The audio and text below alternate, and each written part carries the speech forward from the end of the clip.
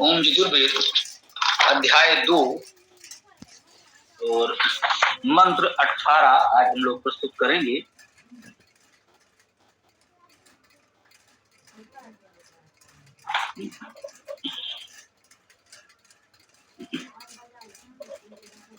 ओम संस्रवभागायश्च ईशा बृहन्तः प्रस्तरेष्ठा परिधेया च देवाः इमां वाचम् अभिविश्वे गृणन्तः आसद्य अस्मिन् बर्हिष मादयध्वं स्वाहा वाट।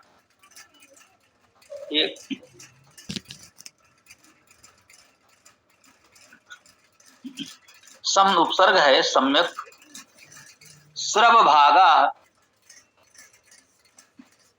सम्यक समस्रव भागा सम्यक प्रवाह को देने सेवन करने वाले। सम तो उपसर्ग और स्रव श्रु धातु बहना स्रव प्रवाह भागा भज सेवायाम धातु है तो सेवन करने वाले दान करने वाले ना। भज धातु में सेवन दान करना भाग करना सेवा करना भोग करना ये सभी अर्थ निहित होते हैं। तो इसमें दान करने का अर्थ भी है सेवा का भाव भी है। तो संस्रो भागा सम्यक रूपेण प्रवाह का दान सेवा करने वाले अर्थात आपको भी इसका क्या अर्थ हुआ। सम्यक रूपेण प्रवाह का दान करना सेवा करना सेवन करना जीवन में प्रवाह होना चाहिए। मेरे विचार से इसका भाव ये है हमारे जीवन में कहीं जड़ता न हो प्रवाह बना रहे गतिशीलता बनी रहे जीवन प्रवाहमय हो गतिशील हो तभी जीवन है। और यदि प्रवाह गति अवरुद्ध हो जाए तो फिर जड़वत स्थिति हो जाती है। तो जड़ पदार्थ हैं भारी से भारी शिलाखंड पत्थर यहाँ पड़ा है वहां पड़ा है कुछ भी होता रहे उसे क्या अंतर पड़ता है परंतु जीव को पड़ता है।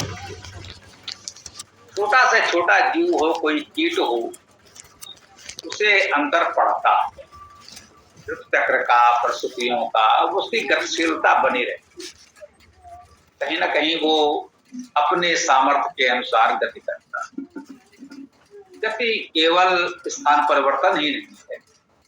यहाँ भाव जीवन में गतिशीलता प्रगतिशीलता कुछ नया जानने समझने कुछ नया करने का भाव बना रहे। जड़ता ना जाए कि नहीं भाई हम लोग तो यही सुनते मानते आए हैं अब और कुछ नया हम नहीं जानना अपनाना चाहते ये जड़ता इससे मुक्त होना। कहते हैं संस्रव भागा सम्यक प्रवाह का भजन करने वाले दान सेवा करने वाले प्रवाह का सेवन दान करें स्वयं भी प्रवाहमयी बने प्रगतिशील बने और समाज में भी प्रवाह लाएं समाज को भी प्रवाहमय बनाएं। प्रवाह हमारे जीवन में हो समाज में हो राष्ट्र में हो विश्व में हो प्रवाह बना रहे ये भाव है। संस्रव भागा इष्ट हो कह रहे हैं तुम संस्रव भागा इष्ट हो सम्यक रूपेण प्रवाह का दान सेवन करने वाले हो। ईशा बृहंता ईशा इस धातु का अर्थ भी गति करना इच्छा करना होता है। ईशा गति और इच्छा बृहंता बड़े प्रगतिशीलता हो। इस धातु में इच्छा भी अर्थ है गति के साथ साथ इच्छाएं भी होंगी स्वाभाविक है।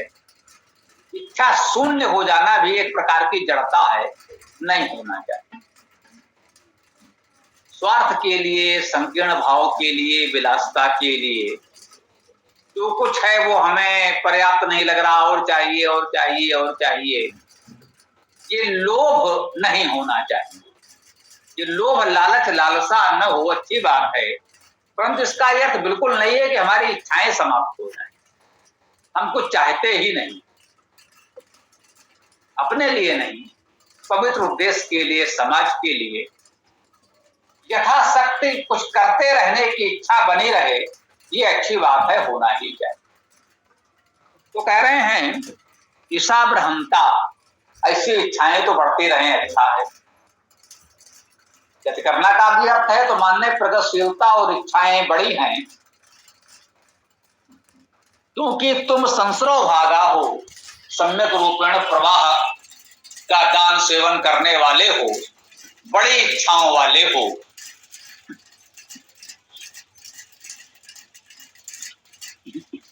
प्रस्तरेष्ठा, प्र उपसर्ग स्तर, इसमें स्त्र धातु है।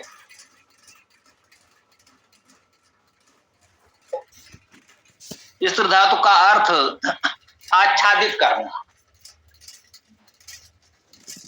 ये प्रस्तर कहा गया है, प्रा उपसर्ग, स्तर का अर्थ हो गया आच्छादन। अब इस प्रा उपसर्ग की जगह जरा वी उपसर्ग लगा दीजिए तो हो गया विस्तार। इससे हम लोग परिचित। आच्छादन, यही इसी का और अपभ्रंश होकर के संभवतः ये चादर शब्द भी हो सकता है, इसी से बना हो। जब तक चा का आगम है, मूल में तो नहीं है, ये कहीं से आगम हुआ हो वो अलग विषय है। हो सकता है मूल में यही हो। स्तर, प्रस्तर, बिस्तर, वही स्त्र धातु है, आच्छादन करना। कह रहे हैं प्रस्तरेष्ठा, प्रमुख रूप से अत्यंत आच्छादन या प्रस्तरे स्था, प्रमुख आच्छादन में स्थित हो। स्था जो है ये स्था धातु है। हमने आपको बताया था कि वैदिक भाषा में ये मूर्धन्य उच्चारण हो जाता है। युद्ध स्थिरा, युधिष्ठिर नाम हो गया। वैसे ही ये स्था था, उस था का ठा हुआ, वहां भी स्थिर में था का ठा हुआ। ये मूर्धन्य उच्चारण की प्रबलता है, प्रधानता है वैदिक भाषा में। तो उस रूप में देख सकते हैं इसको। प्रस्तर में स्थित अर्थात प्रमुख आच्छादन में स्थित। परिधेया, परिधेय, परि उपसर्ग है, परिता सर्वता, सब ओर से ध्येय धारण करने योग्य, धातु का अर्थ धारण करना, भी धातु का अर्थ भी धारण करना है। तो परिधेय, परिता सब ओर से धारण करने योग्य, क्या और देवा देवगण। कह रहे हैं कि तुम तो सम्यक प्रवाह का सेवन दान करने वाले हो, बृहत इच्छाओं वाले हो, प्रस्तर में स्थित हो, परिधेय हो, परिथा धारण करने योग्य हो, और यही देवत्व। परिधेया च देवा, ये जो देव हैं यही परिता धारण करने योग्य हैं। हम देवजनों को, देवगणों को सब ओर से धारण किए रहें तो हमारे लिए अच्छा है, हमें उसका लाभ मिलेगा। यदि हमारे आसपास देव हों तो उस देवत्व का प्रकाश हमें प्राप्त होगा, उसका लाभ मिलेगा। यदि इसके विपरीत लोग होंगे, दुष्ट लोग होंगे, तो हमें उससे हानि होगी। कहते हैं परिधेया च देवा, और देवगण सब ओर से धारण करने योग्य हैं। प्रयास करें हमारे आसपास देवगण हो, जो देवजन हैं उनसे हम अच्छे संबंध रखें, आसपास वो हमारे बने रहें, मिलते रहें, तो निश्चित रूप से उनकी विद्या का, सद्गुणों का लाभ भी हमको मिलता रहेगा।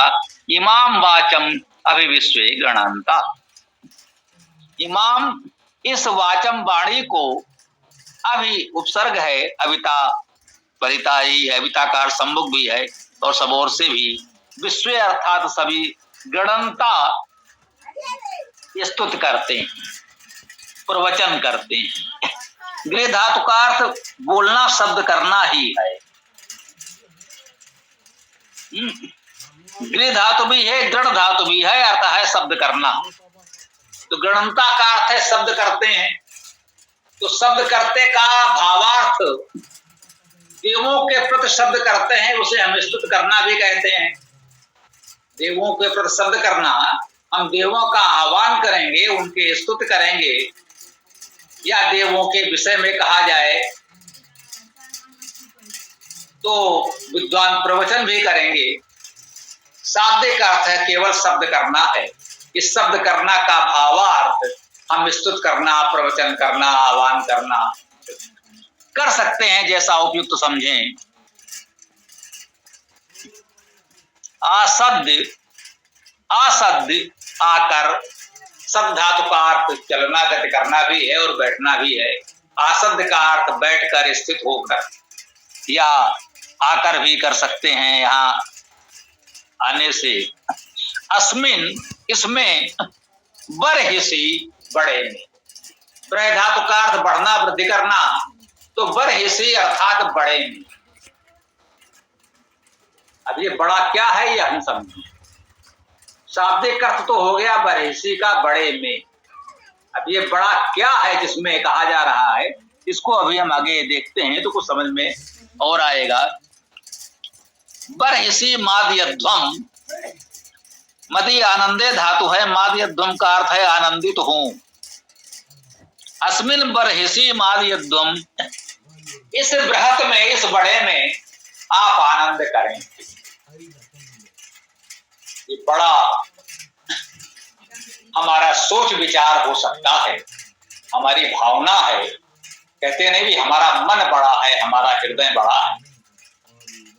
इस बड़ी उदार भावना से हम आपका आह्वान करते हैं, देवगण हमारे आसपास हों। कहते हैं भाई हमारी इस उदार भावना में आप आनंदित हो, प्रसन्न हो, आनंद करें, प्रसन्नता पूर्वक रहें। हमारी भावना संकीर्ण नहीं है कि हमको लगे अरे भाई ये और आ गए। तो ये अच्छे लोग हैं, देवगण हैं, तो जितने आ जाए कोई बात नहीं। जो भी हमारे पास संसाधन है, स्थान छोटा है तो भी भले लोग हैं तो किसी प्रकार निर्वाह कर लेंगे।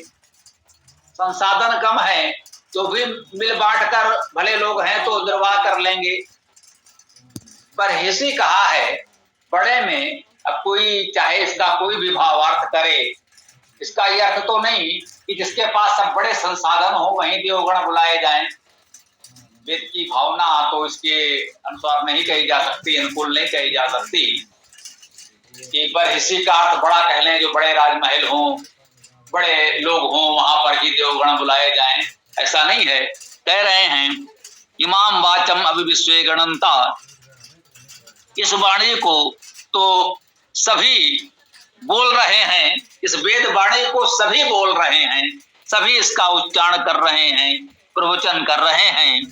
आसद्य अस्मिन बरहिस माद्यध्वम, आइए और इस हमारे बृहत विशाल भावना में, इस वेद के गोष्ठी में, ये भी कह सकते हैं इस वेद कार्य में, वेद के व्याख्यान प्रवचन में, वैदिक साधना उपासना में, वेद के विस्तार में आप भी आइए, आप भी बैठिए, आनंदित हों। स्वाहा वाट, स्वाहा की चर्चा हम लोग बहुत बार कर चुके हैं। सु उपसर्ग अच्छा, उत्तम, सुष्टु, और इसके पश्चात आ उपसर्ग तो आकार हुआ सम्यक समन्ता, आ धातु का अर्थ है व्याप्त होना। तो स्वाहा का अर्थ हो गया भले भांत व्याप्त होना, व्यापक होना, सर्वव्यापी होना, ये भी कह सकते हैं। पूर्णता व्याप्त हो जाना, ये स्वाहा का अर्थ है। आइए आप व्याप्त हो जाइए, हम सब में व्याप्त हो जाइए, हम सबके भीतर, हम सबके बीच में आप रम जाइए। वाट अब इस वाट शब्द को देखिए, वाट शब्द में वात धातु ता का टा हुआ, अगर ऐसा माने तो वात धातु का अर्थ सुखी होना, आनंद करना है। वाज धातु से भी हम लोग परिचित हैं, वज धातु है संभवतः, तो गति करना, बल होना इसका अर्थ है, और वह धातु का अर्थ है भयंकर। इस वाट शब्द को इन धातुओं से निष्पन्न माना जा सकता है। इतनी धातुएं हमने लिखी हैं, तो कहीं ना कहीं पूर्व विद्वानों ने इसका अर्थ करने में जिन धातुओं का उपयोग किया होगा वे लिखी होंगी। हमारी शैली यही रही है, ये मानकर चलें कि ऐसे शब्द जहां स्पष्ट रूप से कुछ नहीं दिख रहा हो, तो पूर्व विद्वानों ने जो मार्ग बनाया है, उन्होंने जो परिश्रम किया है, उसका लाभ उठाएं, उनसे पूछें कि भाई इसको आपने कैसे सिद्ध किया है, इसकी व्युत्पत्ति कैसे दी है, इसका अर्थ कैसे किया है। तो उन विद्वानों ने अपने भाष्यों में, अपने ग्रंथों में जो कुछ लिखा बताया हो, उसको पढ़ करके हम भी उसका लाभ उठा सकते हैं, उठाना चाहिए। हमने बहुधा ये किया है और यही मार्ग है, दूसरा कोई मार्ग भी नहीं है। हाँ, एक विचार सिद्धांत अपना अवश्य होता है कार्य करते समय। जैसे हमारा ये संकल्प था वेद भाष्य में कि प्रत्येक शब्द का व्याकरण परक अर्थ किया जाए। यदि वह अव्यय है, सर्वनाम है, संख्या है, तो वो भी लिख दें, उसका अर्थ सुनिश्चित होता है। और अन्य शब्द जो हैं, संज्ञा, विशेषण, क्रियाएं, वो धातुज हैं, तो उनमें धातु लिख दी जाए, उपसर्ग लिख दिए जाए, तो उससे उसका अर्थ सुनिश्चित हो जाएगा। ये हमने प्रयास किया है कि सभी शब्दों में उसका व्याकरण का जो मूल है, निरुक्त है, वो लिख दिया जाए। अब वो किसी शब्द में कौन सी धातु मानी जाए, तो कुछ तो बहुत सरल होते हैं, सहजता से समझ में आ सकते हैं, और कुछ शब्द ऐसे हो सकते हैं जिसमें लगता है कि भाई इसमें कौन सी धातु होगी। तो उसका तरीका यही है, तो जो पूर्व विद्वानों ने कार्य किया है उनके परिश्रम का लाभ उठाएं। तो इस प्रकार से आज के इस वेद मंत्र चर्चा को हम यहाँ विराम दे सकते हैं। आगे आप लोगों का जो भी प्रश्न विचार हो रख सकते हैं। ओम खम।